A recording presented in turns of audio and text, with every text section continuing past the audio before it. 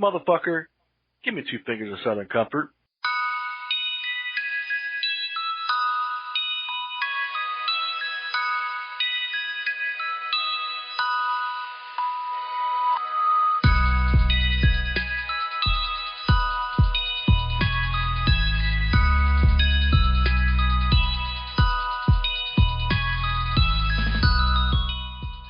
It's Thursday, September 24th, 2020.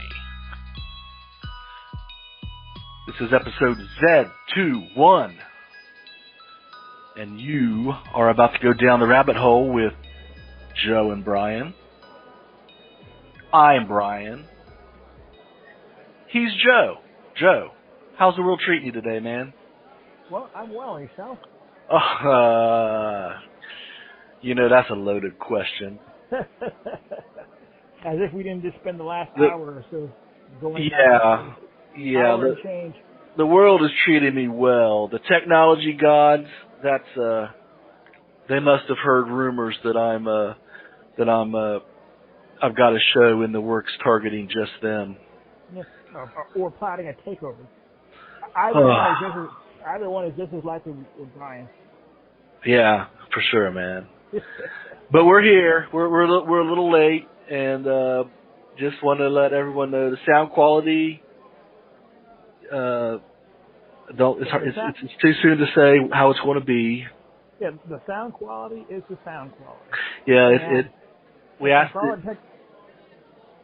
ahead. Yeah, I was about to say, and for all intents and purposes, they don't know that we're recording late. Okay, well that's a good point. That's a really good point. We ask you to bear with us if the sound quality is kind of poor.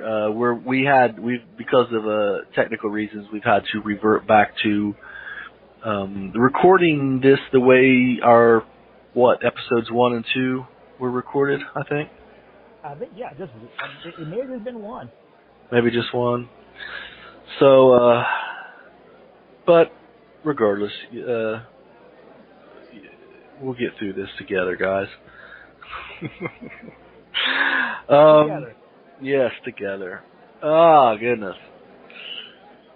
So, if I had my soundboard working tonight, right here is where I'd play the clip of motherfucker, give me 2 fingers of Southern comfort.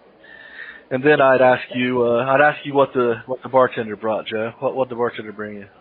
Well, the bartender brought me what?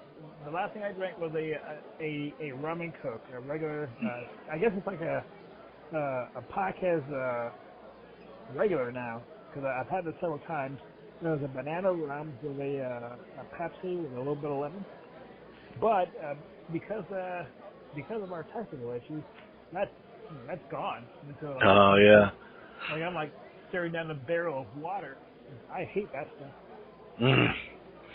I made me a pretty stiff margarita, and it's taken every fiber of my being not to just shotgun this. But I've got about half left, and yeah. You know, it's funny. I wish I could have played the sound clip, but you know the Southern Comfort thing. It's funny. I got that sound clip from the most recent season of True Detective, and the funny thing is I personally have not drank Southern Comfort since probably before I was allowed to drink. Well, yeah. Well, I mean. I think after a certain age, if you're drinking that stuff, it's like illegal. Like, it's just a weird thing, you know. I don't know why, but I drink plenty of whiskey, but I've just never drank Southern Comfort, and my memories of it is like 19 or 20 maybe, and me and my buddy would get a fifth of that and maybe a case of like Bud Light, and we'd play. Well, he would kick my ass at Sega Genesis, and then we'd ultimately end up drunk dialing some girls or whatever. But I don't know. I've just never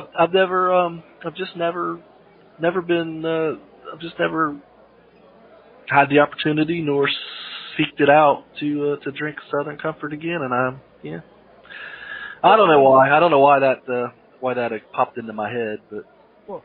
What popped in my head is that you and your friend must have had bladders the size of cactus, a fifth and a case of Bud Light. Holy crap!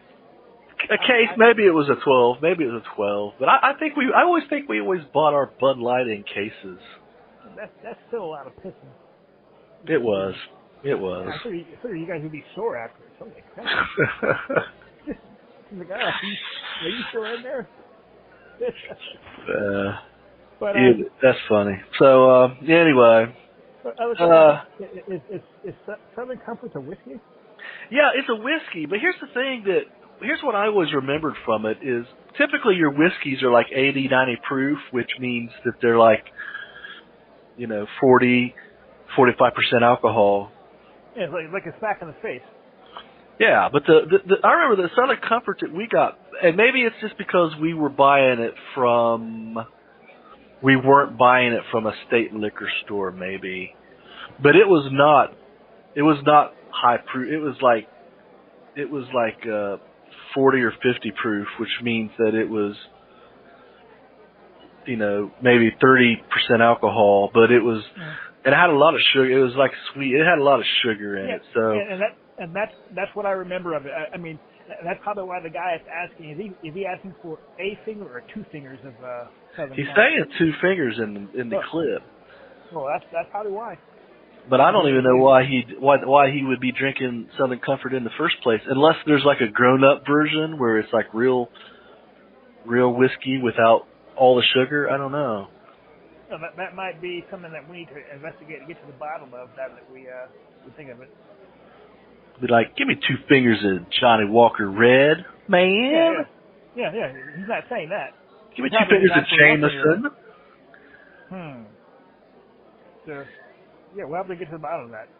Well, okay. I will. Next time I have the opportunity, I will investigate. That's my job. My job is to investigate Southern Comfort. Well, hell, like Brian's on the case until it'll be done. I'm on the case. Baby. You know what? I would like, before we get going any further, I want to ask all of our YouTube listeners to please like this episode. Like. If you're not subscribed already, please do. Please subscribe. And even hit the little bell there so that you can get updated every time we drop a new episode. I feel like I'm in the biz, the pro now, talking about dropping episodes. We're not uploading, we're dropping. We're dropping episodes, baby. And if you would, do us the biggest favor of all, share this with as many people as you can so that we can, you would think that millions of listeners would be enough for us, but it's not. We want more. More. We're Americans. We want more. And so just like I assigned myself the homework of investigating this Southern Comfort, last week we assigned ourselves some homework, Joe, and that was to find out what the fuck is going on down in Georgia and the whole Ahmaud Arbery case. Do we have a court date? Do we have a start date? Do we know anything? Joe, go. No. Ah. We know nothing. We don't have a court date. We don't know anything. And this wasn't for lack of trying. When making the show notes from last show, I'm like, oh crap, we've got in a homework assignment. And so we got started looking at it quite earlier in the week, and yeah, nothing. And then today we looked right before the show came on, and no, nothing. And so right now in Arbery, we're we don't have a court date. We have nothing. Well, I don't know. Okay, that's great. I mean, you'd think that you would think that by now, I mean, it really the entire summer has went by. Yeah. You think that there'd be the wheels of justice might start moving, but maybe something's going on behind the scenes that we're not aware of yet. And you know, world might be moving a little bit slower down in Atlanta for whatever reason, or maybe they're like just, you know, we're trying to wait till the George Floyd gets his shine out, and then I don't know. But yeah, you'd figure with a dead man that there'd be something has happened, but no, not yet. But hey, we're looking for it. Yeah, and you know, I again, we like weekly we'll do, just to maintain this segment, we weekly will do a search for Ahmaud Arbery, you know, and you know, say we haven't even heard. I mean, you know, I don't even know what the status with like his family. You just don't hear anything about the entire family anymore, man. The mom, the whoever, you just. It's like everybody has something else better to do now. Yeah, he picked. I'm going to say this, and I know that this is a fucked up thing to say, but he picked the wrong time to get killed. Yeah, well, I mean, you know, hey. There's just too many other people out there waiting to get killed to take his spotlight. And I say all that facetiously, knowing that it's wrong to say, but yeah. I'm being wrong to illustrate just how absurd this is. I think you might be needing to be more careful with your words, because as I see right now, there's some riots going down in Louisville. Yeah, that's just like literally about an hour or so down the old interstate from me. So yeah, I'm one of those. I'm here sitting in my little cul-de-sac a suburb, thinking that I'm all protected and whatnot. So yeah, I don't want to say anything that would make the karma come down on me with a ass whooping. Well, here, I don't want to hear karma knocking on my door, man. I'm not answering. Well, speaking of karma and ass whipping, do we have anything on George Floyd? Yeah, I don't have anything on him either, I'm afraid. But I think a lot has been going on since we last spoke, Joe, to suck the air out of the news media this week, and we're gonna touch on it all. Yes, we will. But before we do,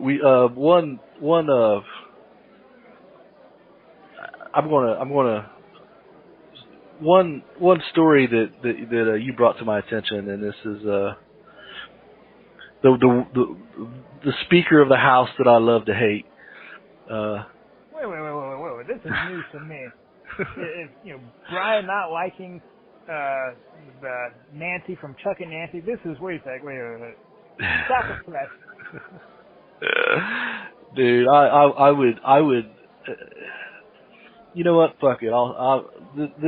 This margarita's hitting me pretty nice. I'll say it. I would rather have Ruth Bader Ginsburg around for another 2, 3, 4 years if we could get Nancy to take her place.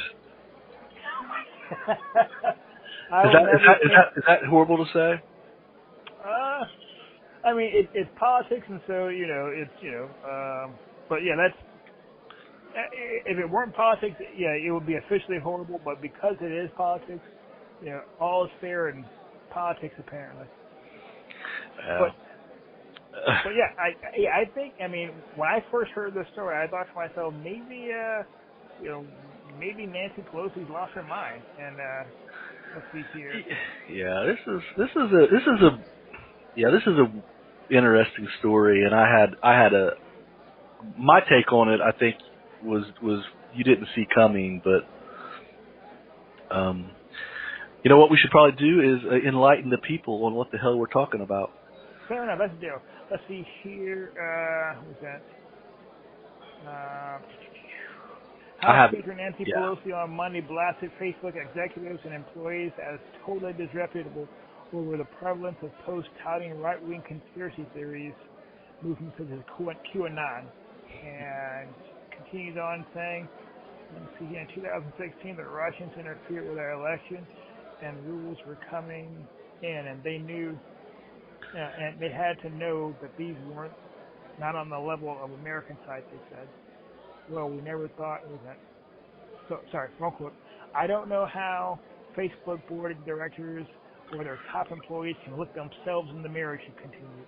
They have clearly chosen their business plan is to make money off poison, and that is the path they have chosen to go. Yeah. A Facebook representative did not immediately respond to Business Insider's request for comment on Pelosi's remarks. I think if you go down further, there's a quote from Mark Zuckerberg, and it's Mark Zuckerberg is saying, "What the fuck, Nancy?" Well, I mean, when actually no, when I first heard this quote, I thought to myself, maybe she had lost her mind, because last time I checked, she's a politician from the great state of California, and she's a politician from San Francisco, and San Francisco, from my knowledge, is I don't want to say ground zero, but it's close to the ground zero of Silicon Valley, and so by all intents and purposes, it is Silicon Valley, right? Yeah, and so I thought to myself that politicians who are A, elected, and B, want to continue getting elected in California just knew better than to say something like that about Facebook. But well, as we theorize, maybe she has stock in Google or Twitter or something. Yeah, and this is the crazy piece. So Pelosi also said she's looking into Section 230 of the Communications Decency Act, signed into law in 1996, which stipulates that companies that operate online forums such as Facebook cannot be considered publishers and therefore cannot be held liable for the content that appears on it. It is not clear whether Pelosi will support or repeal the law. She told Swisher that any action would have to be handled carefully as to not hurt smaller platforms or endanger free speech, but to ensure that Facebook is not enabled to get rich at the expense of our democracy. So I think she's a little hot about it about this. Now that what she just touched on there is probably at the core of everything that all of these big tech companies are. I mean, it's at their argument has always been that we aren't the pub. We only host the content. We aren't responsible for what the people who post things on our site say. And that's the loophole that they've been using to avoid being sued out of existence. Sued out of existence? That sounds terrible. I wish they were all sued out of existence. But beside the point. But that's why when they're talking about editing, when all these sites are like editing, I mean, they're editing right-leaning posts and whatnot. They need to be careful, because if they're injecting themselves into the content in some way, then one could make the rule that they are in fact now publishers, and they are now in fact responsible for everything. Let me go a little bit further. It says Section 230 may be the one area that Pelosi and Trump agree. Holy crap! So it took Facebook to make Pelosi and Trump agree on something. The provision has become a target of Trump's over the past several months, particularly after Twitter fact-checked his tweets in May. Trump then signed an executive order that threatened to penalize social media companies for the allegations of bias against conservative users. Yeah, there you have it. Yeah, so, But you know, I honestly, I'm not familiar with all this editing of conservatives that you speak of.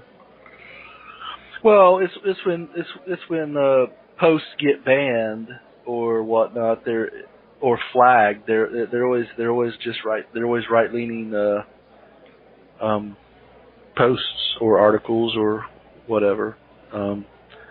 There's always a few exceptions to the rule, but by and large, it's people on the right that are getting that always seem to get penalized by these. But wait a second. If they're getting banned, how do you know that? Yeah, how does the outside world know that the person who's being banned is banned? Does that make sense? Yeah. Well, well, okay. I haven't even done the show on big tech yet, and I'm going to introduce. Let me introduce another show that I'm going to do one day and it's going to be about AltTech. All right, so wait. That way we can make sure that everybody's tuned. So we have big tech. Big tech. Sorry. Wait, we have a big tech show coming. Mm-hmm. Right. Mm-hmm. And then we have an alt-tech show coming. If needed. Maybe I'll mix alt-tech in with big tech. And truth be told, this is the very first time I've ever heard the phrase alt-tech. It is. I've not talked about this with you before. Oh, is this like a Bryan Neumann? Is this something you made up, or is this like really? No. This is a thing. This is a thing. Yeah. There's so for example, I complain about YouTube, the YouTube being the gatekeepers. Well, the argument that people would always make was, well, if you don't like YouTube, then there's nothing stopping you from building your own. And actually, so there are quite a few things stopping you from building. Well, that's true. There is, but there's alternatives. YouTube is not the only video hosting site. It's the most popular and it's the most well known, and it is by and large the de facto video web hosting site. But there's also BitChute, and that's the AltTech version of YouTube. Right. The AltTech. Oh, I'm sorry. You're saying? The AltTech version of Twitter is Gab. There are AltTech versions. There are AltTech sites out there. It's just they're lesser known, but they are among the people who know or the people who care. They are very important. And so if someone was to get banned off of YouTube, a lot of the alt-right people or the alt-right or the right people, they'll post their content everywhere. They'll post it on YouTube, they'll post it on BitChute. It's just part of their publishing is they publish to multiple platforms. And so I've been meaning for the last 2 weeks to look into maybe setting up a BitChute account so that we can start putting our content there as well. Because make no mistake, Joe, we're maybe my millions of listeners number is slightly exaggerated. Yeah, it's very slightly. But if but the shit we say could easily get us kicked off of YouTube. What? So wait, no. Wait. We talked about. I mean, the list of things we've talked about, and the number of people and groups of people who could get it or have gotten it. If we're not, banned yet, it's not going to happen for us. Don't say that, man. I don't know. I really I know what you're saying, but I don't feel comfortable. I mean, last week we talked about Israel being an apartheid state. I think a couple weeks before that we talked about how Brian's a horrible transphobe. and a few weeks before that we talked. So like, I don't know. I mean, but hey, you said something in that last sentence, well, in a couple of sentences that I want to, follow up on a little bit. You have, on the list of shows that you're going to be doing, you said AltTech, Big Tech. Could you also add Alt-right to that list? Well, alt-right is, I knew I shouldn't have, I knew as soon as I said that I fucked up. Okay. Well, I mean, now that your foot is in it. Yeah, but that's the thing. That's the thing. Alt-right, I'll be honest, I'll be completely honest with you and everyone else. I'm not 100% sure right now of the definition of alt-right. But I am pretty sure that I think that it's a movement that had legitimate roots but has been co-opted. But if you'll let me retract the alt-right statement now, because I'll be honest, I don't know exactly. I don't even know what the definition of it is, really. Oh, I mean, that's cool. I mean, and it's one of those things where, like, alt-right sounds like alt-right, but in some quarters that means Nazis, and so. Yeah. See, I thought alt-right meant. I originally thought, and this is a few years ago. And maybe I just heard the term and thought that I knew what it meant, but I had always considered alt-right to be the people on the right, but who the anti-establishment, like the anti-establishment right. So non-mainstream Republicans. Yeah, but I realize you're absolutely right. Nowadays, that when you hear alt-right, people think Nazi and all that kind of stuff, and that's not what I meant at all. When I said alt-right, I meant the conservatives who aren't part of the mainstream is kind of like what I meant. Well, I mean, just in case you're a goose-stepping alt-righter, you're still alt-right by me because you're still my friend. So, yeah. Wow. Now that was some verbal jujitsu right there, man. That was pretty slick. No, but I think this will be a topic we'll have to follow up on because sometimes you have a term and you use it and you think you know what it is, but then you find out that there are a whole bunch of other meanings to it, and you're like, holy crap, I didn't mean that, and so we can go back and unpack that. Yeah, I like that. I like that idea. All right, cool, good deal. So let's see here. Now, so Pelosi. Oh, okay. You said that she probably holds stock in Twitter? Yeah, Twitter or something. Yeah, I don't know if she holds stock in Twitter because I think if she did, she probably would try to deplatform Trump because that's like his app of choice. He might be impervious to being deplatformed, but we still have a few days left to the election, so don't hold me to that. I'm sure nothing crazy could possibly happen between now and the election. I'm not saying a goddamn thing, man. We could rest secure in that knowledge. Mm-hmm. But while we're doing that, something happened in Louisville, right? Or something's happening in Louisville. Yeah, the whole Brionnea Taylor. I'll be honest with you, Joe, and I think we determined before we hit the record button tonight that incident kind of all happened around the time that Ahmaud Arbery and some other things were happening, and I didn't know. I didn't know a lot about it. You brought it to my attention at first, and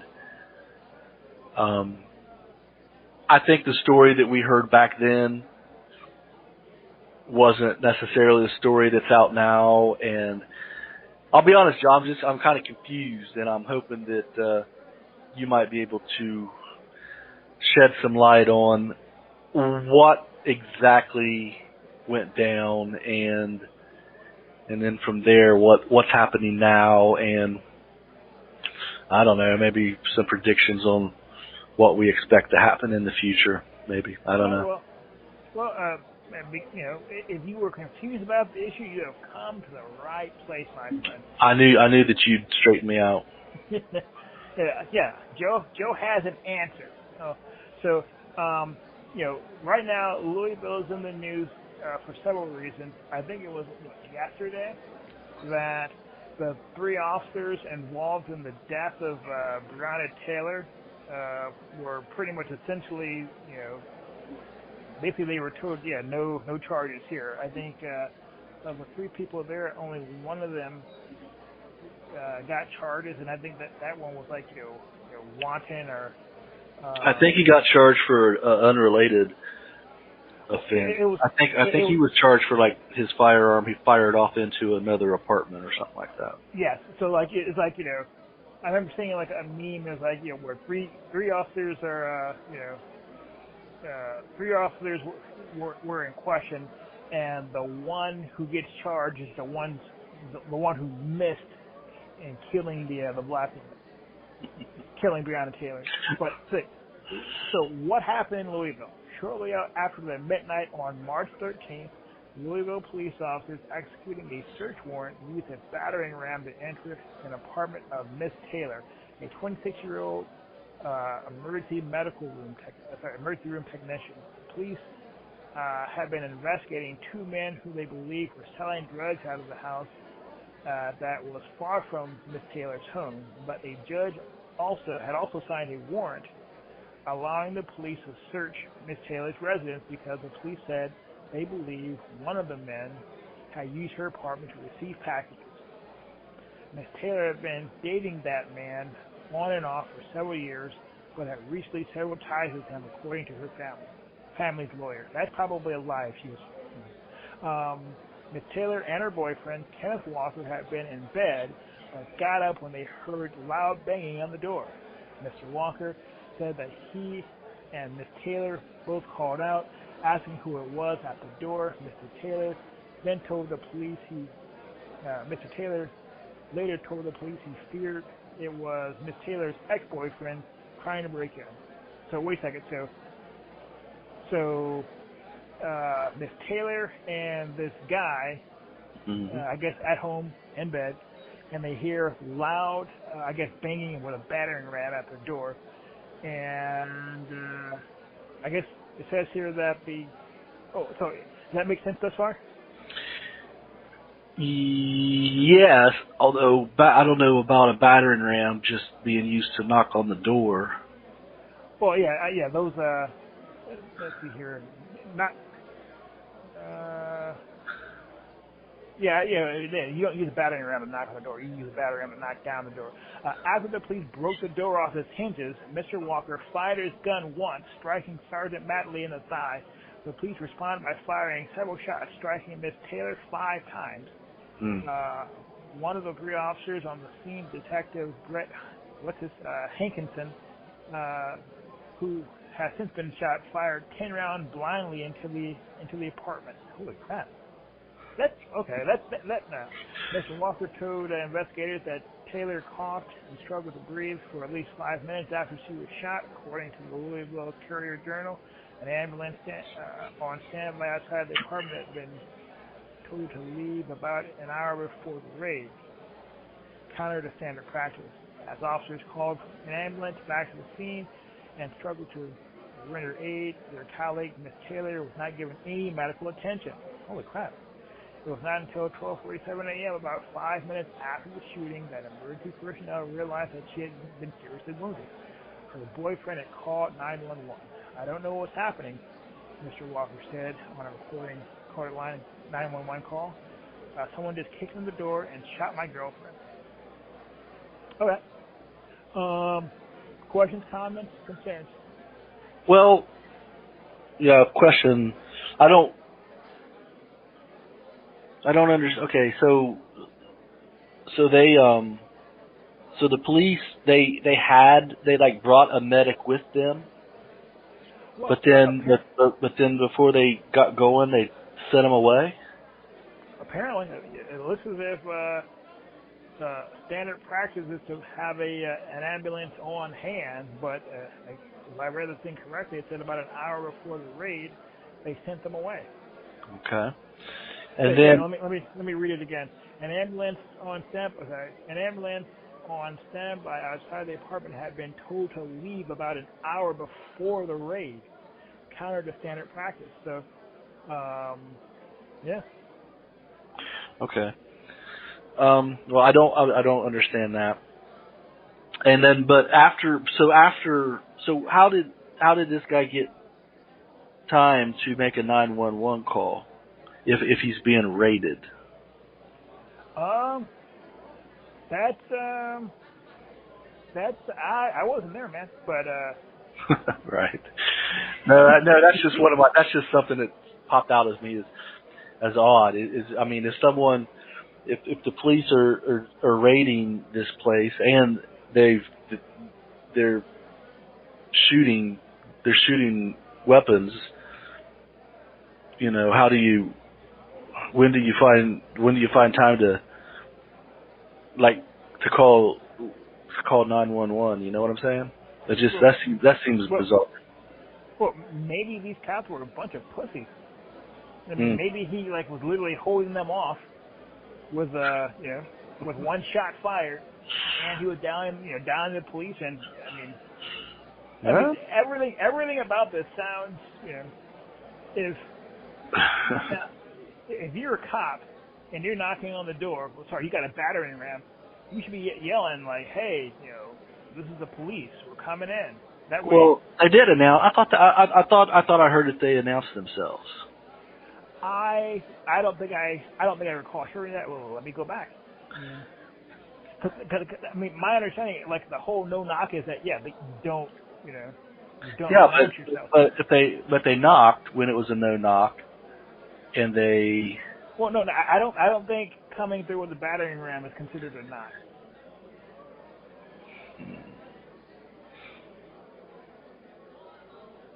Is it? Well, no. But I don't know. I thought I've heard similar but slightly different versions of this story. But. All right, so let me just I'll go back. Miss Taylor and her boyfriend Kenneth Walker had been in bed, but got up when they heard loud banging at the door. Mr. Walker said he and Taylor Miss Taylor both called out asking who was at the door.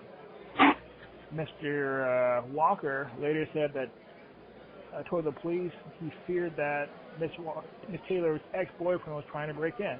So you got 2 to 3 guys with a battering ram trying to open the door, and I guess 2 people on the inside asking who's out there. And let's just go with this one, because this is the story we have in front of us, and New York Times is a reputable source. If you have other stories, we can go about that later. But for now, I don't have another source, but I will say the New York Times is a very liberal newspaper. Oh, deal. And you'll I'm sure you'll be able to find a story that tells a different line, and we can talk about what comes out of that story when you bring it to us. But for what we have now, we've got 2 to 3 guys trying to get in, 2 people on the inside wondering who's trying to get in, and then one shot fired from the 2 people towards the 3 guys, and then a whole bunch of shooting, coming back. So, yeah. Yeah. Let's see here. 20 minutes. All right, so this seems like one of those classic pooch screw situations where maybe this was a totally normal thing that they were doing, raiding a suspected drug house, but it just seemed like it just went 7 ways from Sunday, starting at about an hour before the actually occurred. So, yeah, yeah. Well, I mean, so just for our edification, Mm. Brian and Miss Neumann are chilling at home. Okay, midnight. You hear a large banging on the door. Boom, boom, boom, boom, boom, boom, boom, boom, boom. Okay. Yes. And let's just assume, and we're going to assume this because the guy says he didn't know. The guy said that they did not know it was police. So we're just going to assume that people are banging on the door and you have no idea who it is. How do you think you would respond, Brian? I would be putting the air cartridge in my pellet gun pistol. So what you're saying is you'd be locked and loaded?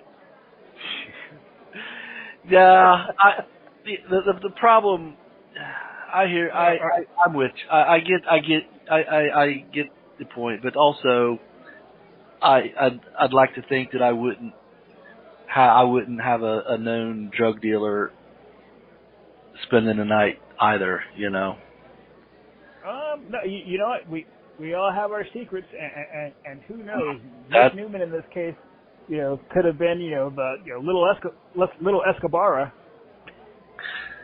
She was making those trips to South America quite often, and I did find that kind of odd. Yeah.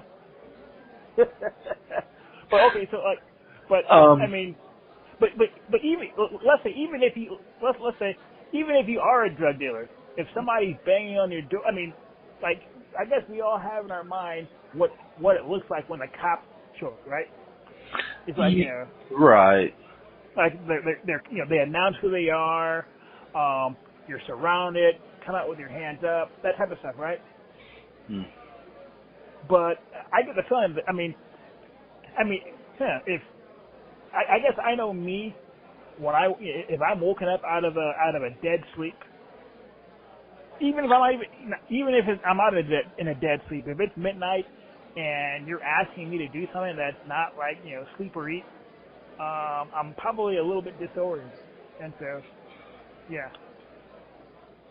I'm with you. I'm with you. I guess my overall thought is this is just a tragic. I'll say accident, although I know that if various things had happened, then it wouldn't have happened. But I don't know, man. Can accidents happen and people die from them? I don't know. I mean, do you think that? What do you think should happen to these three cops? I mean, if you ruled the world, what would happen to them? If I ruled the world, if I ruled the world, I think you don't shoot somebody 5 times and it be an accident, an utter accident. You shoot somebody once and it's an accident, maybe twice. But yeah, I think. Listen, I mean. Now, will you say that? Now, will you allow for the fact that Monday morning quarterbacks see things a lot more clearly than? Yeah, I get that, and in their defense, they had somebody had fired at them from the building. It appears, and so if you're trying to get in and a fire comes out and one of your buddies gets hit.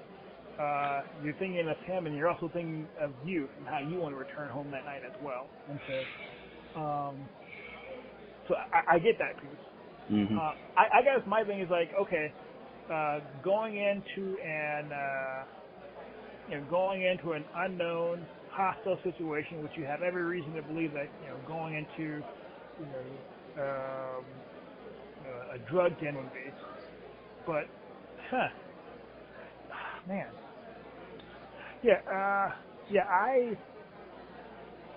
I stand by my previous comment. You don't get to make mistakes and people die and no one go to jail. Okay. It is. This one of those very hard cases, and it's likely one of those things where there, the right answer would have been to, why can't they just knock? Knock on the door, announce who they were. Well, I know why they couldn't have just knocked, because what if these guys were packing heat, just started blasting cops? Well, I can sympathize with what happened. I mean, it's horrible, but I don't know, man. It's you said that, and I'm going to say this just for the thought experiment, not as a gotcha, because I understand the differences for sure, but you said no one should be able to make a mistake and someone die and not go to jail. But I mean, would you apply that same rule to a surgeon or some doctor? I think that's a different, I think that's a different scenario, because there he is clearly practicing medicine for which he's licensed, and the person, chances favor the doctor than just, show up at the patient's house at midnight and start. Understood, but what if during surgery shit goes sideways and the surgeon should have zigged and he zagged and the person died, Well, and so if he should have zigged and he should have zagged, that's one thing. But if there's gross incompetence where he's like just, he was, drunk and hung over, while doing the surgery, there's probably some, there's some criminality there. And I understand that, that's a pretty broad, sweeping statement. Like I said, that wasn't a fair question on my part, but I wanted to throw it out there as something to think about. Just as. Yeah, I get that, but I will say this,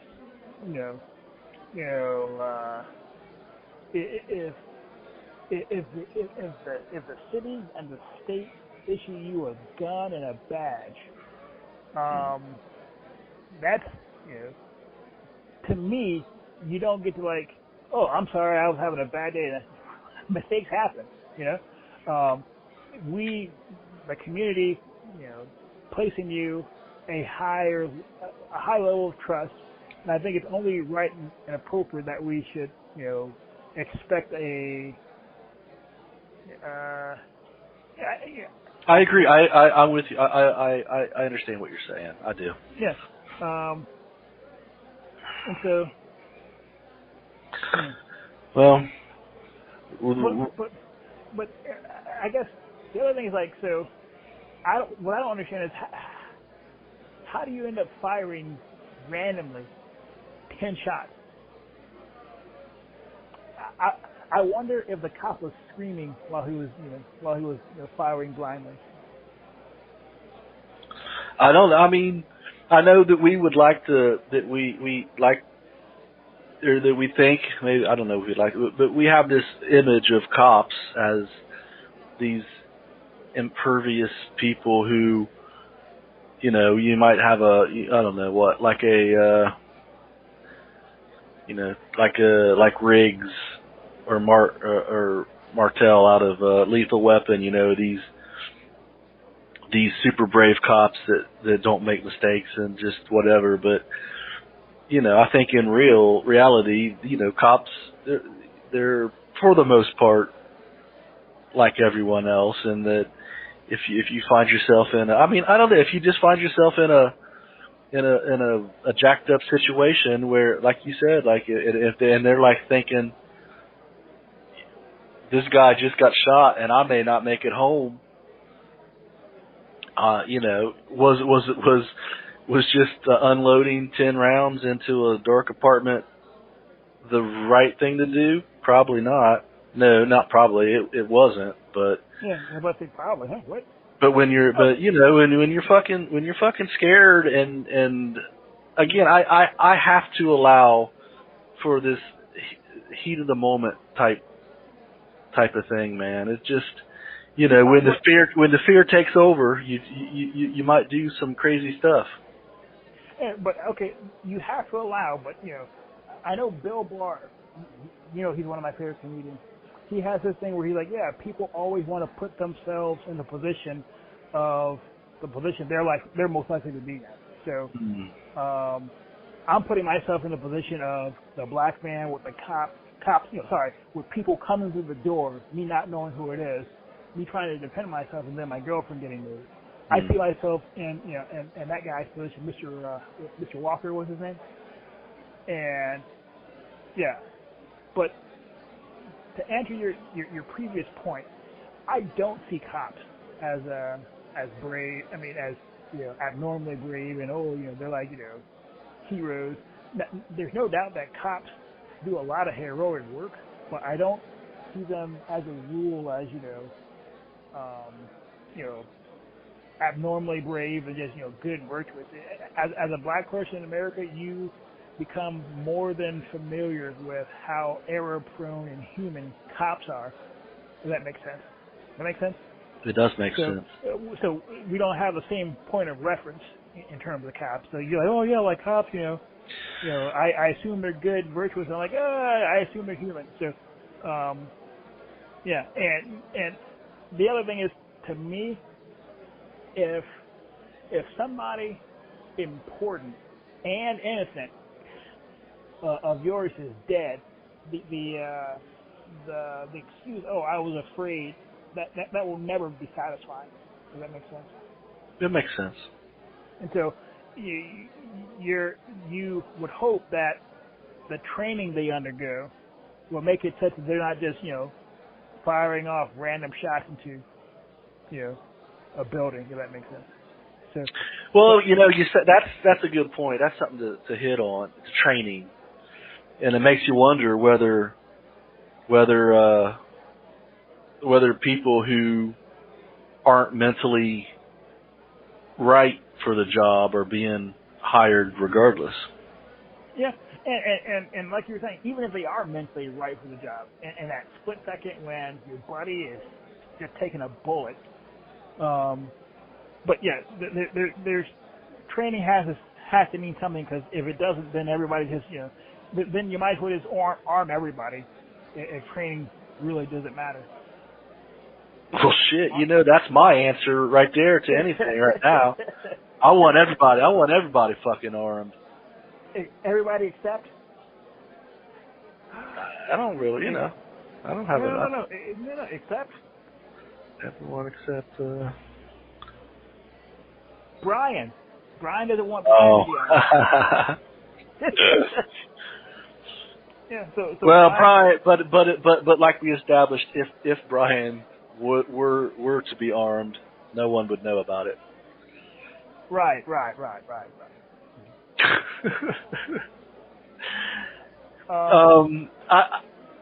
We've talked a lot about this, and I don't know. Do we want to talk about? I mean, do we need to talk about the unrest that's happening right now, or I don't know. It's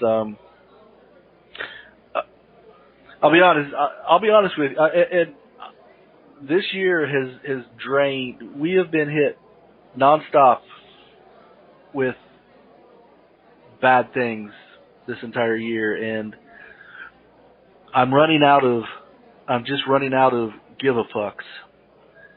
Yeah. And I mean, not to say I don't give a fuck that this woman died, but really, I don't know. We're just, there's more protests going on, and you know what? It's like, well, there was protests last week, and there was protests the week before, and the week before that, and now there's more protests, and I'm just kind of burnt out on it. But well, I mean, it makes sense that as a person who hasn't had this come to their doorstep, right. Right. And I'm not saying that like, oh, you're just this callous bastard. It is emotionally draining when every time you turn around, it's like, oh my God, someone else got shot in the street again. Yeah. So I mean, it's not that you're a bad person for running out of emotional wherewithal to devote to this, but it is worth noting that stuff is effed up. A lot of bad things are happening, and so Now, yeah. Now let me. This is putting you on the spot, and if you don't want me to, I like just, the spot. Are you sure? Because this is like one of those questions that white people always pop off with when things like this happen. This isn't one of those like after when did you stop beating your wife, before or after? Is it one of those? No. It's nothing like that, and it's a legit. I think that it's a legitimate question, but let's hear it.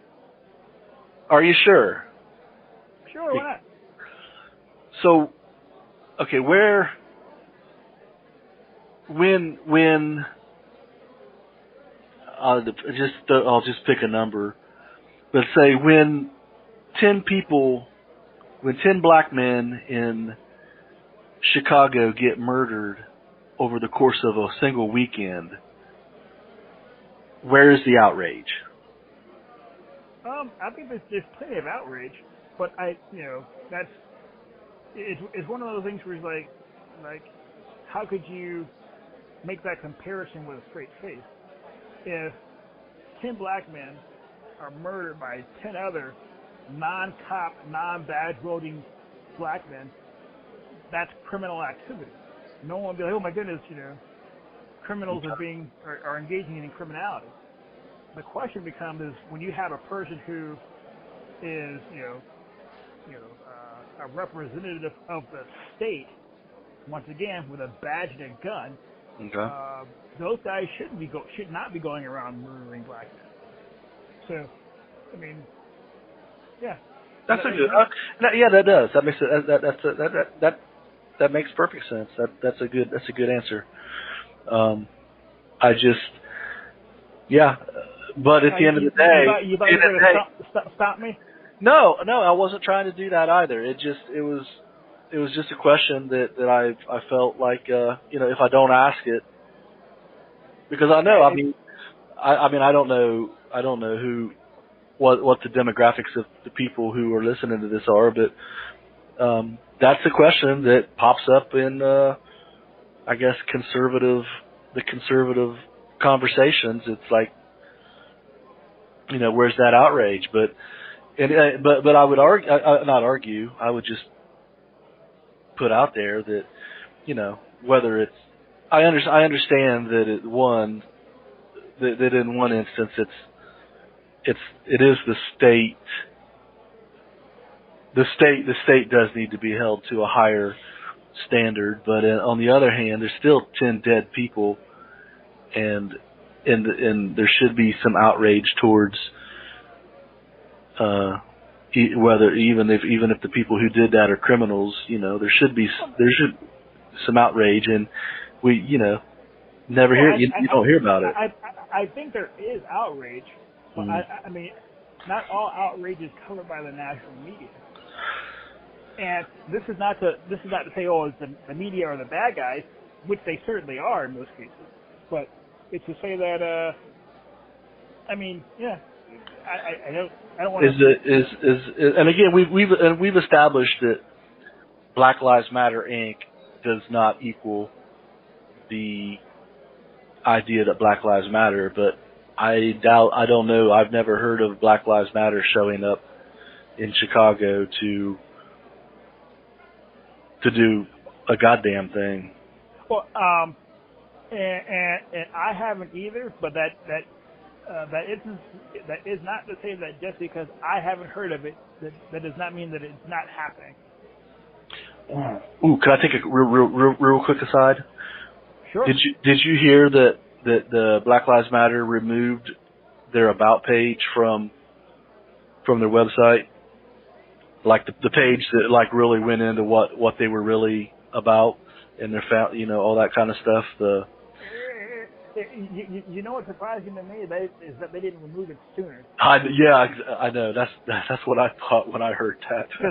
Because I remember when I first read it, I was like, what the hell? I mean, it was like, huh? Yeah. I mean, it was, and I subsequently heard some interviews of with those guys. He's like, oh man, or those gals. The gals. Like, oh, yeah. He's like, oh man, what are we signing ourselves up for? Yeah. Yeah, I just wanted to throw it out there real quick because I didn't want to forget it, but I thought that was interesting. So, those were good. Actually, I thought that was a really good answer. And the next time, you know, if I'm ever in the company of people who, and I think that's kind of it's just like one of those questions that it's just a question that you don't really need to ask. But if I will, if I'm ever in the company. And when people say that, that was a good answer. So, you know, can't put Joe on the spot, man. Well, it's funny. Like, had you asked me that question, let's say a month ago, I probably would not have, you know, had an answer. It's only because I've actually sat down and thought. I mean, I may have heard that question asked on TV and actually thought about it. Like, wait a second, like, and to me, you know. On its surface, you know, you should be, you know what I mean. On its surface, it's a bogus question, but it makes sense that it's a natural question to flow off the lips of people. Sure. Yeah. But I thought that was a good answer. But speaking of flow, we talk about microphone flow. No, more like a poetic rap flow. Okay. Mr. West. Yeah, you know, Kanye West. I don't know. I really stopped paying attention to hip hop before he came on the scene. I understand who he is and I understand his importance and everything, but I got a feeling we're not talking about his music career, are we? No.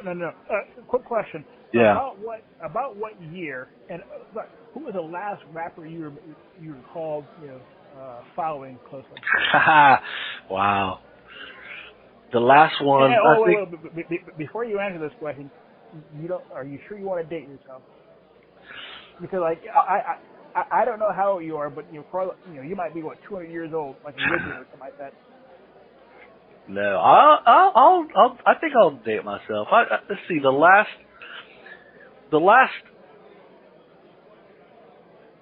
hip hop CD that I probably bought, and I don't think I bought it. It was a birthday gift from my brother, but it was a group called Lords of the Underground. Lords of the Underground. And there was this time there in the 90s where there was just like this time when there was these groups. I don't know. That's the last album that I remember owning. But it was around the time of like MC Breed, who I played as our intro last week with the No Future in Your Front and that. There's In Too Deep. Even around like Snoop Dogg's first album, Doggy Style, was kind of around that time, I think. But it was early 90s? Yeah, I'd say 90. I graduated in 91, 92. I'd say 93 or 94 is probably when I really kind of stopped paying attention to it. Let me guess, you started listening to thrasher music? No, I went back and started listening to classic rock. That's what's up. That's after I'd had my wreck. I had my wreck in 90. I think I had my wreck in 94. And I just yeah. So then I just went back and I started listening to like a lot of Doors, Pink Floyd, just a lot of classic rock. And after that, all of my real, after that, I think I was introduced to like Eminem way after. I mean, he had been around for a few years before I just never was aware of or paid attention to him until I started working again, and somebody I worked with brought him to my attention. And oddly enough, the same goes for the Insane Clown Posse. It's like I was thinking about the Insane Clown Posse, but I mean, they're rap, but they seem to be kind of like rap/rock. It depends. I think it might depend on what you listen to. I think they're more like rap horror. A lot of their imagery is kind of horror. But like, I think if you listen to their first, like their whole their playing card, I can't think what they called it, but like their playing cards group, I don't know. They had like 4 or 5 albums, I think, that it was like all about a single ultimate message. And it's you know what, for as much as Eminem shit on them, it's actually I enjoy their music. One of my favorite hip hop albums of all time is The Great Malenko by Insane Clown Posse. So oh, well, none of those guys are running for president. Yeah, what the fuck happened? We way off track, man. Yeah, okay. So Kanye West wants to bring back prayer in schools, give more government support to religious groups, and has even asked his campaign staff to refrain from fornicating outside of marriage, according to people close to his candidates. Let's see. Here's Kanye West, the billionaire hip-hop artist and fashion mogul turned Christian revivalist, is not running for president, but walking, as he puts it. He entered the race late and is not going to make the ballots in states including Florida, Texas, and Michigan, but he will be on the ballot in other places like Colorado, Minnesota, and Iowa. Some Democrats fear he could be a spoiler, even if his political appeal is minuscule. Third-party candidates don't need that many votes to make an impact, said Jill Stein. As Jill Stein showed us in 2016, and Ralph Nader showed us in 2000. Mm-hmm. So yeah. Go ahead. I have some questions for you, but if you want. Let's see here. Because of a variety of allies and supporters of Donald Trump are working on the ground to advance his campaign, many Democrats view his candidacy as a dirty trick by Republicans, a notion Mr. West rejected. Still, in a year which has the president working to undermine confidence in the election, Mr. West's candidacy is one more point of uncertainty, and many Republicans, including Mr. Trump, appear confident he will siphon votes from Joseph Biden, Jr., the Democratic nominee, though his appeal could be blunted by some of his more conservative positions. Let me continue. You have a question here? Well, I just, so this 2 or 3 years ago, I'm thinking, wasn't it Kanye met with the president, was seen wearing a red MAGA hat, and people lost their fucking minds just from that. Oh yeah. And the sky fell. Yeah, and the thing, I don't. My friend, I thought that was a big deal. What was a big deal? Kanye West treating Trump as something other than just this horrible Nazi monster. But he didn't even really support him at that time. He just wasn't anti him so much. I'm not a Republican, but I always thought of treating Trump as if he's like, the Antichrist or Nazi was always ridiculous. Right, yeah, and that's true. I know that from other conversations we've had. But do you? My thought was it was huge. My friend was like, nobody gives a fuck about Kanye anymore. So let me ask you, as representing all of black people. Oh. No, does Kanye's thoughts or beliefs have any impact on do you think the black population anymore? Does he still have an impact? Because as we always hear every election, all it takes is like the Republican. All it would ever take is a Republican to peel off like a few percentages of the black vote to just, to make the Democrat unelectable. So what kind of impact? I guess my question is, what kind of impact does Kanye West have on the black community today? I think it's funny. Had you asked me that question, let's say 3 years ago, I'd be like, yeah, nobody listens to him, not at all. That's why I think garbage. Yeah.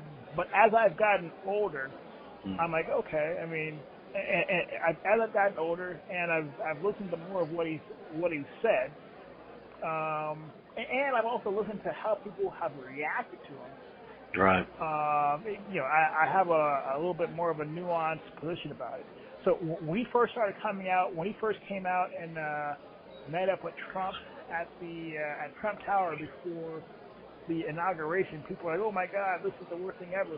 People were calling him Kanye West.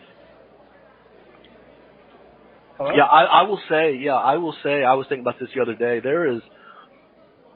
There is nothing more nastier or racist than a black liberal attacking another black person for whatever reason. Because apparently they feel no restraint at all in the things that they say, and they will come up with some horrible shit to describe whoever they're mad at. Well, I agree with you, maybe 80% there. I think there's only, this is going to sound terrible, the only thing worse than a black liberal attacking a non-black liberal would be a white liberal attacking a non-black liberal. Those are, that I've got opinions on that as well. And this is kind of and we can go down that rabbit hole in a different story, but sure. I got one of my very best friends from college. Mm-hmm. I remember we were in we were in a feminist philosophy class. And this person had come out and said, "Hey, I do not support abortion." Mm-hmm. And I went to a liberal arts school, predominantly white, predominantly white, and the people in the class, it was me and this one of the girls. She's not white, but everyone else was white. And you would have thought that she had said something about their mothers. Hell yeah, I've seen pictures of your mom doing X, Y, and Z. You would have thought she had said something like that. Wow. But she basically said, hey, I wasn't planned. So, had her mother had the choice wherever she was born, she may not have been born. And so right. the fact that she wasn't guaranteed a spot on this earth made her think, hey, I can't bring myself to be pro-choice. But they lampooned and blasted her about that for they're still friends afterwards. But I just remember watching it and being like, this is pretty vicious. But to your point, you're right. What African Americans will say to a non-African American, what black people will say to a non-Democrat black person is quite savage. And it's one of those things where you can literally see all thinking and restraint go out the window. So, yeah. But yeah, he was lampooned, lambasted, about his thoughts. But yeah. The thing that I think should just piss everyone off is every time every time Kanye does something or says something like this, they always bring up bipolar disorder. I don't know why, but that just seems. I mean, I guess I do know why, but because but it just bothers me, and I think it's you can't have these thoughts on your own. It must be because you're crazy. And well, the other thing that jumps to mind is it makes me think that maybe all these guys are reading off the same sheet of music, so to speak. Oh, well, I believe I have this belief regardless. So you're preaching to the choir right here. Yeah. So when you put your finger on a fact that they all, I mean, and I think I skipped past it in the article where they're talking about this is bipolar. But you're right. The idea that he had these ideas all by himself, the fact that certain people just can't find that palatable, it should be a red flag to anyone. It should be a red flag to all black people that there's a line, a body of what word am I looking for? Endorsed thought that you as a black person are allowed to have, and if you step off of that, you're now persona non grata. That should be a red flag to more people, and I'm surprised that it isn't. But to answer your original question, I took a long way to get there. I was distracting you along the way, so it's not entirely you're right. your fault. I feel so much better. It's not my fault. Thanks, Brian. But he says stuff that's seemingly controversial, but when you think about it, it shouldn't be. So, for example, he comes out against abortion. I mean, right. It should not be a large controversy that a person in his position may not think that abortion is the greatest idea, if for no other reason that he's got a kid and he's seen life. Yeah. You were about to say? Yeah, along with abortion and along with the other things that he had mentioned, I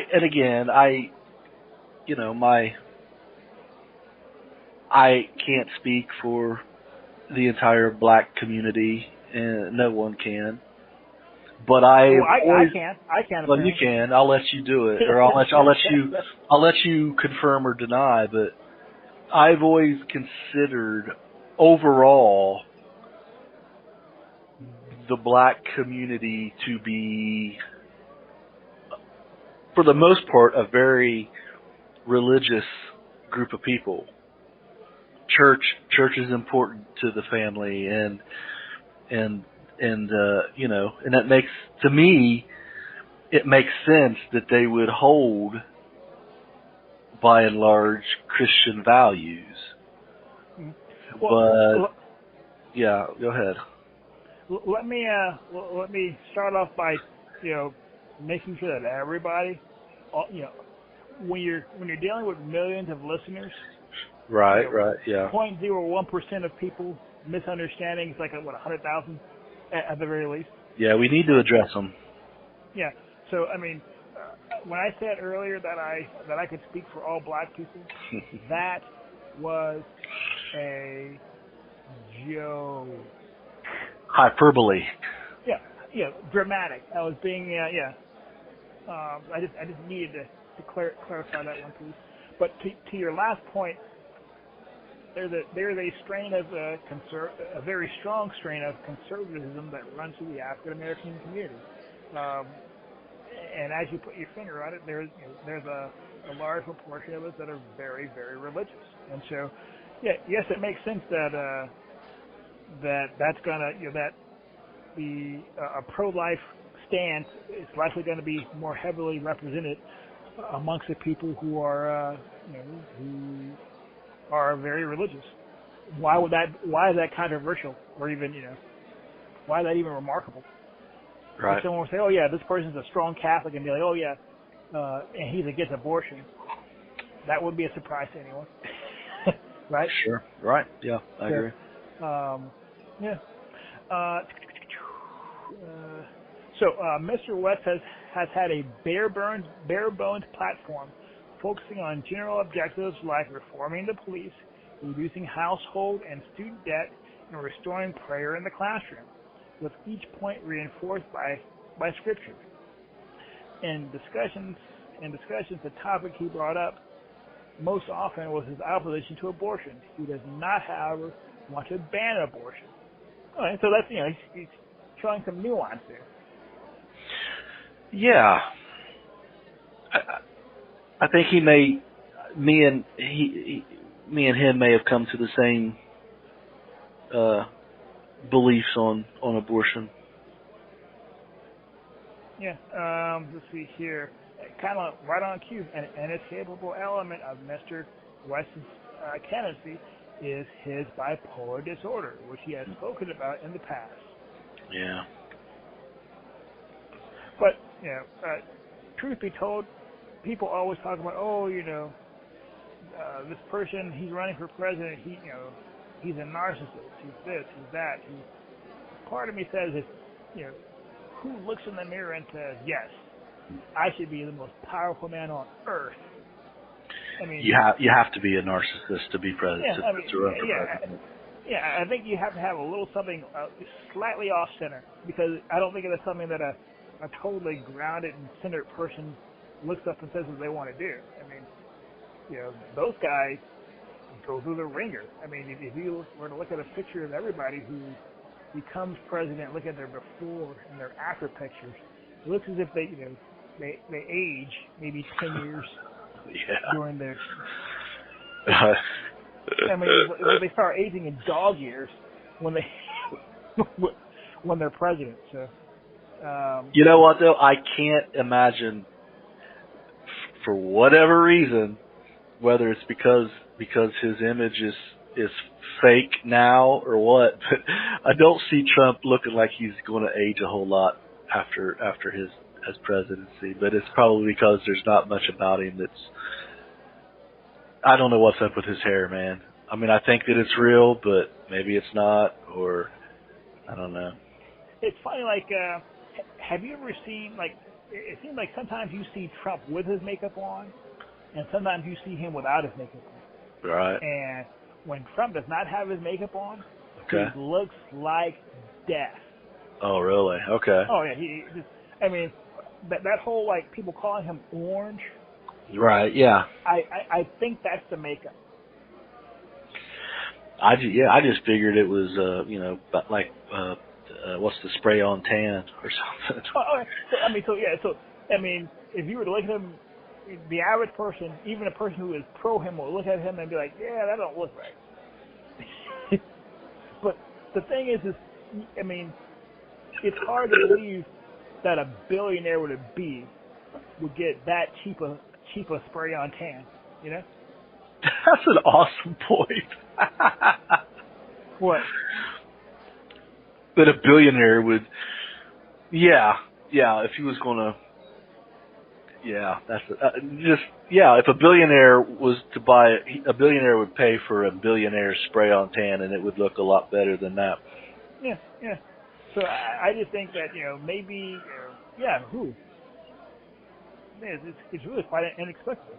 In fact, I'm looking at a picture of him right now, and actually, the article about Trump and Ginsburg. If you can click on that, if you look at his face, and then you look at his hand. Okay. Yeah, his face is fleshy, and his and it's peachy, orangish, and his hand looks dead. Looks like he needs some lotion. Well, I think that's a good segue. Actually, yeah, it is. Into Trump, and we need to, it's important. We need to talk about the Ruth Bader Ginsburg, her passing. Do you recall which day she passed? Oh, goodness. Wasn't it like last Friday? Yeah, or the weekend, because. Okay, let's just get to the bottom of this. Yeah, you know what? We're sitting. I wish we had some connected, some. Never mind. Some device or method for summoning this information. I fucked it up, Joe. Yeah, I fucked it up. Yeah, I wish we had. Yeah, we fucked it up. Ruth Ginsburg, death. September 18th, 2020. So 6 days ago. So yeah, it would have been on Friday. It was. Sorry, yes. 18. Gotta click on the calendar. It was last Friday. Yes. Yeah. See, the moral of the story is, when in doubt, rely on Joe's memory. Yeah. So yeah, I had intended, that we would talk when we talked about her. I had intended on doing some research because, to be honest, I don't know a whole lot about her. I know that she's considered a left-leaning judge, and that's about all I really knew about her. I did notice, but I never got around to doing the research on her, and as it turns out, other things have come up anyway. But so here, what do we have here? I'm not even sure what the point of this article is, but you've been doing a lot of reading, Joe. Would you like me to take over for this one?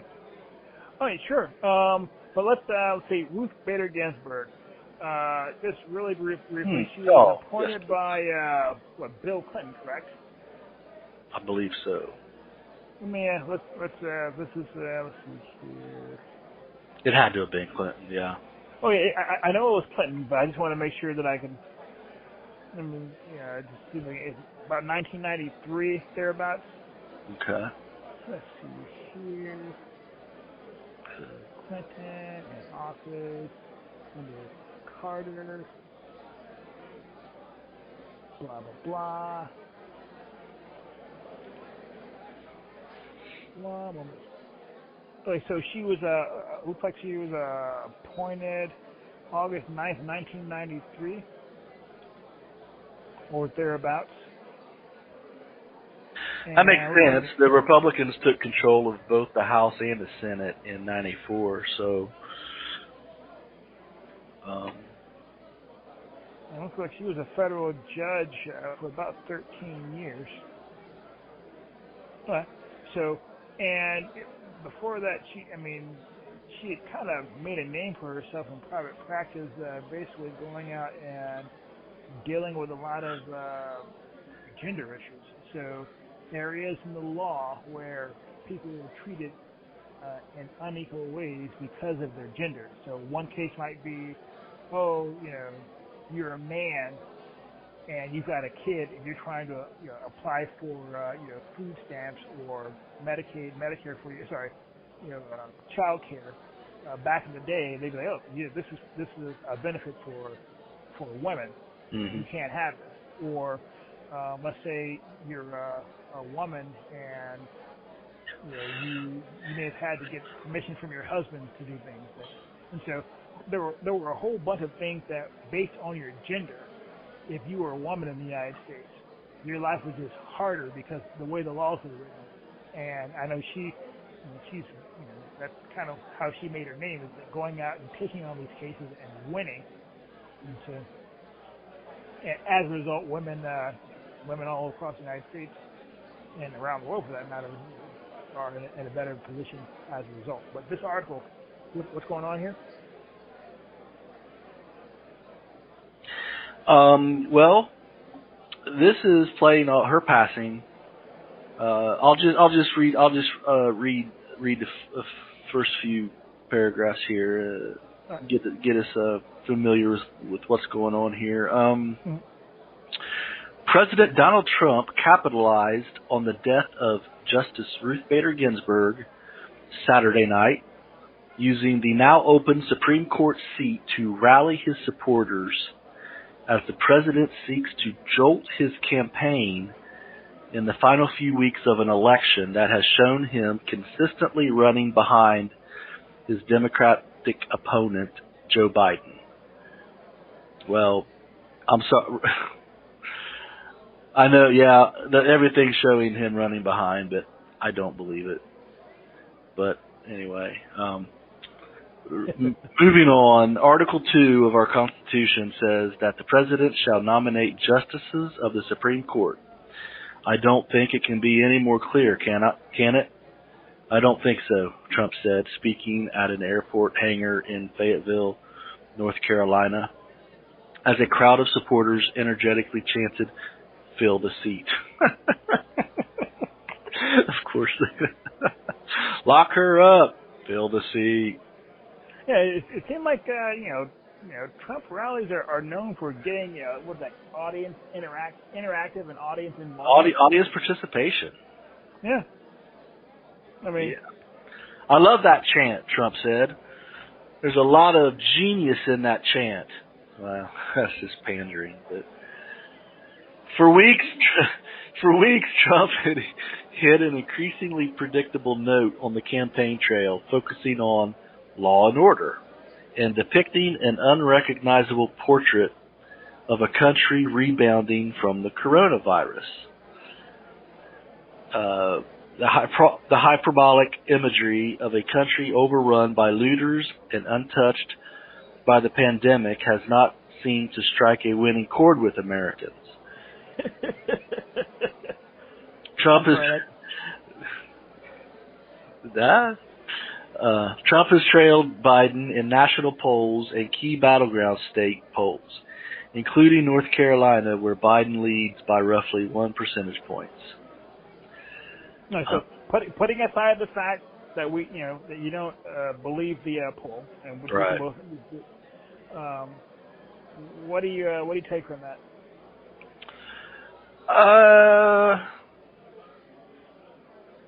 Well, I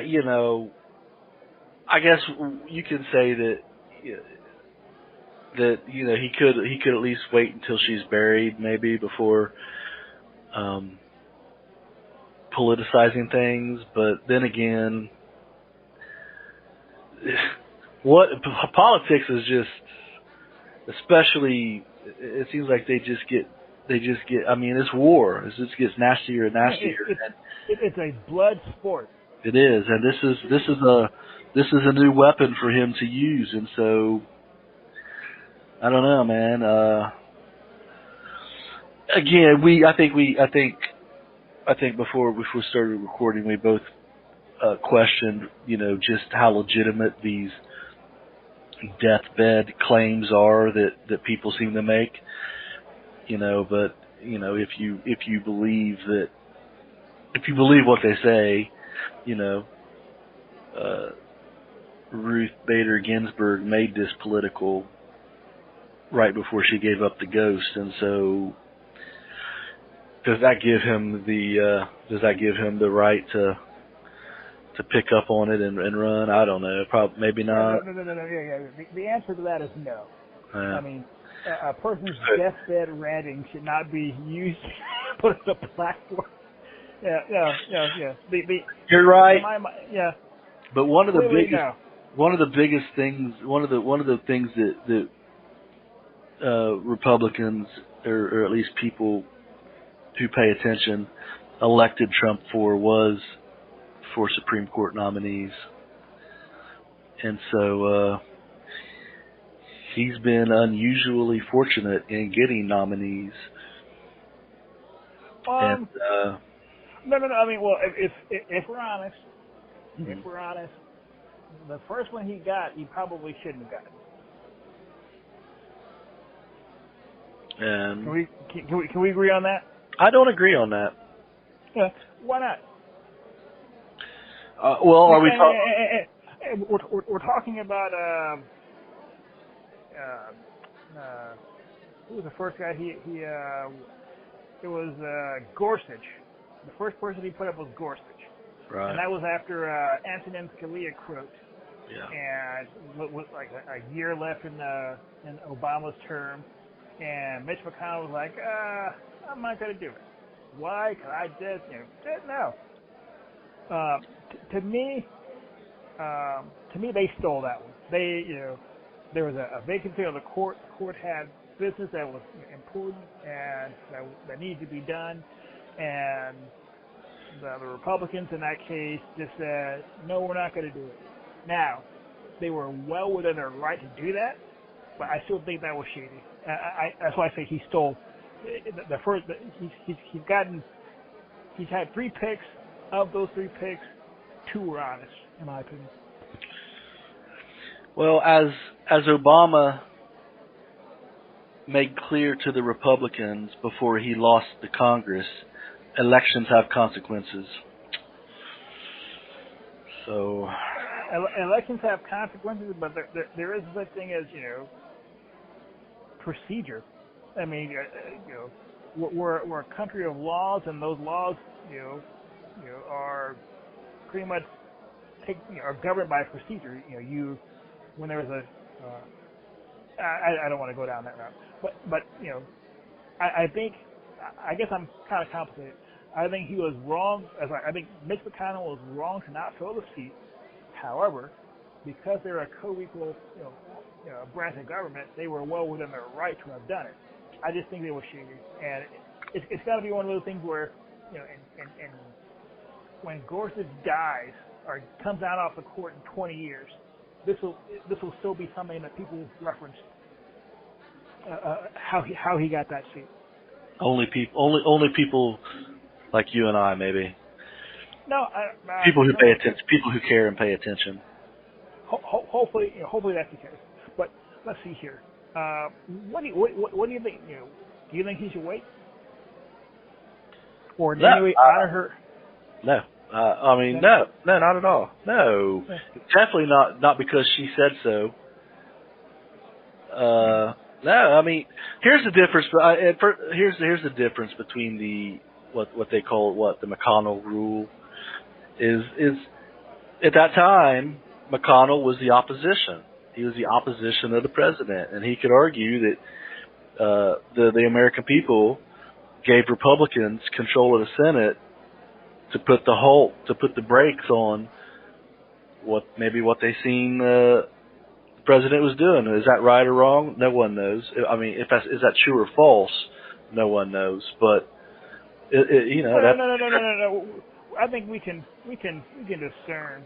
So I mean, isn't Mitch McConnell the same guy that said that he would make healthcare Obama's Waterloo? I don't know. Maybe. If you're saying, I'll trust it. If you did, I'll trust you. But it doesn't matter.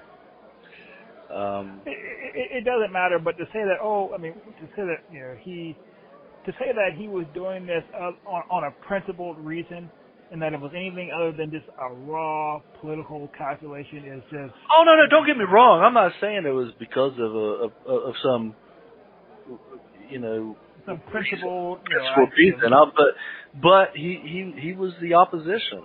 And he's not the opposition. He's not the opposition to Trump right now, and Trump doesn't have an opposition right now. So I don't see there's no correlation in the Senate. There's no correlation between and what I want to say. I want to say this when it comes to this.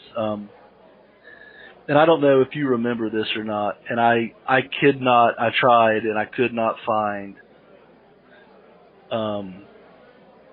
I couldn't find documentation on it, and I think it's probably because there probably isn't documentation on it. But I want to say, but I remember it vividly when it happened in 1994, when Newt Gingrich's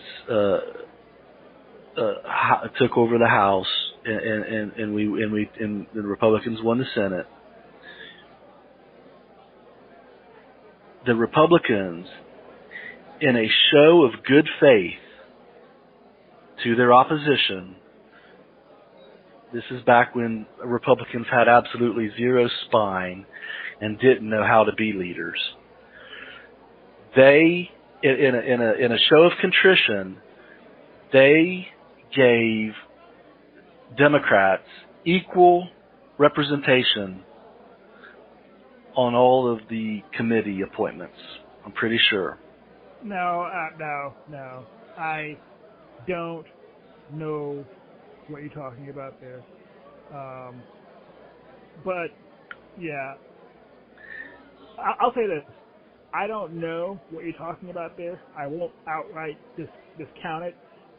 It's something we can go back and do research on. I'll try to do. I tried to do research. I'll try to do more, but that's what I vividly remember it. Unless you're thinking that I'm remembering wrong. Yeah, I think you're remembering wrong. Okay. So let me make sure we're clear here. You're saying that the Republicans in '94 under Newt Gingrich. Sorry. So you're saying that when given an opportunity, Newt Gingrich was like, "Yeah, I'm going to take this opportunity to be fair to the Democrats." Is that what you're saying? Yeah, it was an effort to show bipartisanship. They did it because of the media. They wanted the media to not write horrible things about him, which they did anyway. I just can't, from what I know about Newt Gingrich, I can't imagine him doing that. I also can't imagine him caring about what the media wrote about him. So just on those two things alone, it makes me think, okay, Brian believes this, but I, don't for those two reasons. But my mind's open on the matter. But that's a little further away than from where we need to be on. That's my belief, and until that changes, my beliefs now are fuck it. There are no rules, and we need as many conservatives on the court as we can get, and I say full steam ahead. Okay. Part of that, to my mind, is crazy talk, but part of it is the BC Neumann I know. So there you go. I'm glad I eventually showed up to the podcast, man. Yeah, you probably have to start looking for you under rocks and stuff like that. Like, where's Brian? I know. We have to have a certain amount of crackpotness for each episode to be official. Well. Like, I don't know about all that. You're making me blush now, Joe. Blushing blind, Brian? Speaking of blushing, I'm sorry, one last thing. So, yeah. On this whole Ginsburg thing. Okay. Like, I feel like a terrible person. Okay. And not for all the obvious reasons. So, poor Ginsburg dies. Well, probably not poor. She was a Harvard-trained lawyer, and I think her husband was a Harvard-trained tax attorney as well. So probably not poor, but I kind of felt bad because there are a lot of people who are like, oh my goodness, this is gonna switch the court, and now the conservatives are going to be running the thing. It's going to be a 63 majority, and they're going to go after and overturn Roe versus Board of Education. They're going to go after and overturn the Obamacare. They're going to go after and overturn all this other stuff. But part of me was thinking to myself, you know what? This is all Ruth Bader Ginsburg's fault. She should have stayed alive? Well, no. Well, that's one answer. But, I mean... I'm sorry. No, that was... I'm sorry. But my point is... I was joking, but there were a lot of clips on the internet this past week of people who were like legitimately pissed off at her for dying. Oh, I mean, in prior episodes, we would have made reference to that scenario as for sure. Yeah, we'd have clips for it or something. We had a phrase that Mr. Neumann in his growth is now refraining from. You know what phrase that is? I have an idea. All right, so. But you know what? I've got a feeling that one of these episodes is coming up, and I'm going to make up for lost time in it, baby. Fair enough. It might be the next episode because it could be the next episode. because by then they'll have the first presidential debate between Biden and Trump. But back to the point I was making. This woman had the audacity to die at 87 years old. And I just find it inexplicable that she would do that. But what I also find inexplicable is that, you have to go 30, 40 years to find a time when Ruth Bader Ginsburg wasn't old. Does that make sense? I know what you mean. And so the fact that, people are like, oh my God, this is so terrible, this is so unforeseen. How is it unforeseen? I mean, maybe they wouldn't say it's unforeseen, but they're like, she died and she wanted to be replaced by someone who was more like-minded. But, why didn't she do that back when she was only 80 years old and had a favorable president who had the Senate in her hands? Does that make sense? Yeah, that's an excellent point. I'm fully expecting that when Trump gets reelected, I expect Thomas to retire and let him replace him. And I don't know if there's another one or not, but I expect Thomas to retire after Trump wins this election. Wow. I hadn't thought about that. Because Thomas is getting old too. Yeah, but this is the thing. So, I am more likely than not to be sympathetic to Ruth Bader Ginsburg's positions on most things. And it just, I get irritated at her for not having resigned sooner. You're right. This could have been avoided. Oh, my opinion, and I know there are a lot of people who would think I'm a horrible person for saying that. Oh, she had her wits about her, but when you're 80 years old, you're 80 years old. No, you're being pragmatic or pragmatic. You're being pragmatic. And I think that Ruth Bader Ginsburg was showing a fairly significant amount of hubris. Mm. So that's me. I guess that's my speaking ill of the dead for this section. The other thing I thought about this was I was very annoyed because she's been dead. It kind of throws a wrench in my ability to get around town. Does that make sense? Hey, it does make sense, man.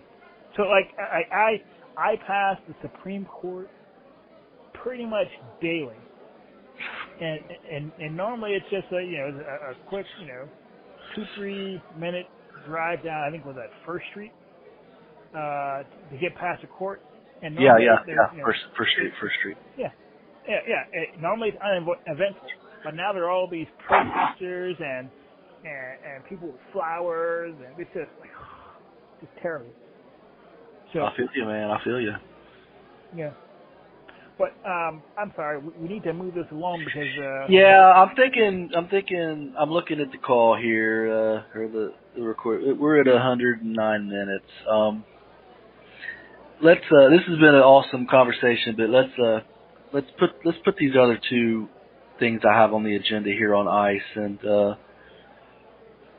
let's jump on down to my this week in skullduggery, and then we'll wrap this up because it's getting late. We got a late start, and do you agree? Oh yeah, let's go to it. Let's hear it. Yeah. So this week in skullduggery is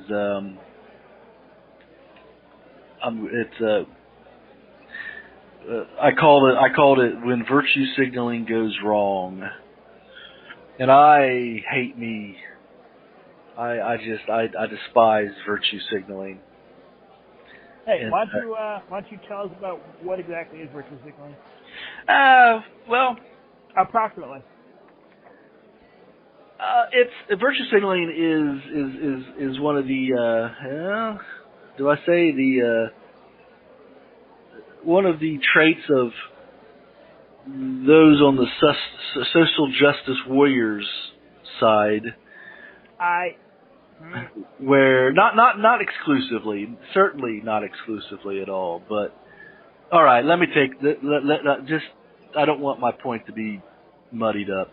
So take out social justice, but it's basically you or someone saying something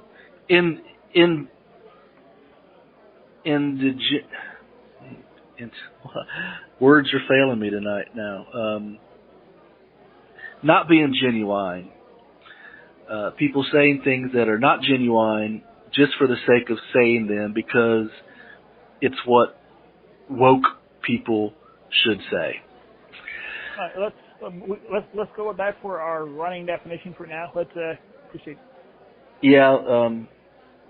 And so, and no better way to define it than to give a good example of it.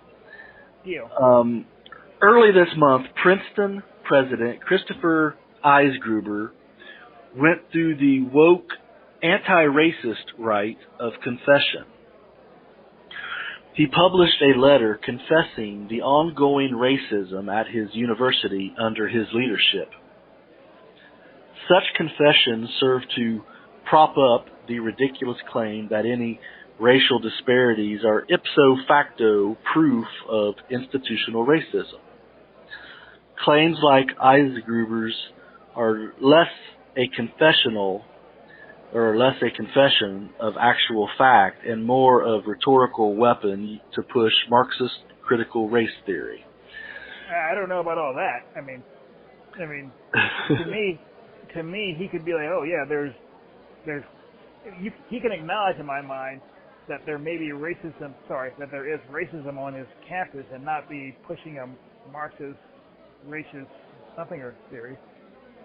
I mean, I think the problem what got him in the problem is admitting that he's presiding over basically a racist university. Okay. What happened? The Department of Education decided to call Princeton's bluff. According to a letter obtained by the Washington Examiner, the Department of Education launched an investigation into the Ivy League university. Princeton, like other schools that receive federal funding, pledges to abide by certain federal laws in order to receive federal funding. Since Eisgruber became president in 2013, Princeton has received more than $75 million in federal Title IV taxpayer funds, and the school has repeatedly represented and warranted to the U.S. Department of Education Princeton's compliance with Title VI of the Civil Rights Act of 1964. The letter reads, Title VI provides no person in the United States shall, on the ground of race, color, or national origin, be excluded from participation in, be denied the benefit of, or be subjected to discrimination under any program or activity receiving federal financial assistance. On September 2nd, 2020, you admitted Princeton's educational program is, and for decades has been, racist, the letter notes. Among other things, you said racism and the damage it does to people of color persist at Princeton, and racist assumptions remain embedded in structures of the university itself. Because of racism, you announced race-based diversity measures for hiring, procurement, teaching, fellowship, and research funding, the letter adds.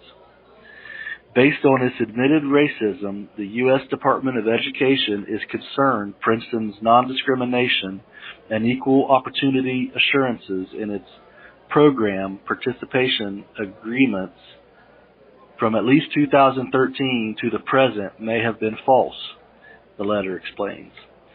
Finally, the department is further concerned Princeton's many non-discrimination and equal opportunity claims to students, parents, and consumers in the market for education Consumers in the market for education certificates may have been false, misleading, and actionable substantial representations in violation of U.S. law. Therefore, the Department of Justice is opening an investigation into Princeton and may end up removing funds from the university and demanding Princeton pay back taxpayer funds it should not have received. Based on the facts, the Secretary of Education considers measures against Princeton for false program participation agreement non-discrimination assurances, including an action to recover funds. So, wait. So that's a long way of saying that because the president of Princeton said that there's racism on campus, Betsy DeVos is saying that they're going to review Princeton and possibly claw back up to $75 million. Yeah, for the most part. Yeah. You know what? It takes a set of ovaries. Wow. To issue a letter like that. I think it's complete bullshit, but I like the sentiment behind it. If this was to ever come to fruition, I would literally jump up out of my chair and do a dance, but it'll never happen. But I just like the sentiment, the sentiment behind it. Yeah, like it's funny because one of the stories that got the axe for this week was the story I told you about how some landowners don't have any chill. Right. Yeah. I'm sorry. That wasn't fair on my part. I should not have said that last name. It's all good, man. This is still a free speech zone. I think we've for the most part proven that. You know what? We haven't completely read all the terms and conditions of us being on YouTube. Yeah, but nobody reads that, right? Nah, nobody. No one reads it. No one reads the terms and conditions. But despite that fact, I want to once again ask everyone listening to like this episode. Please like. Yes. Subscribe if you're not already. Yes, you should. Click the little bell button so you're notified when we drop episodes. It's always news you can use. And share with as many people as you can. Yep. Even people you don't know, share it. You know, you never know. You might change someone's life. You know what? A stranger is just a friend that you haven't met yet. That is awesome. And on that note, Joe, I will say you and I should meet at approximately 5:30, 6 o'clock, 7 days from now. And we will do this again. Hopefully, technology will be working with us this time. But, yeah, what do you say? I say that sounds like a plan. I like it. Thanks, everyone, for listening. And until next time, take care. Next time.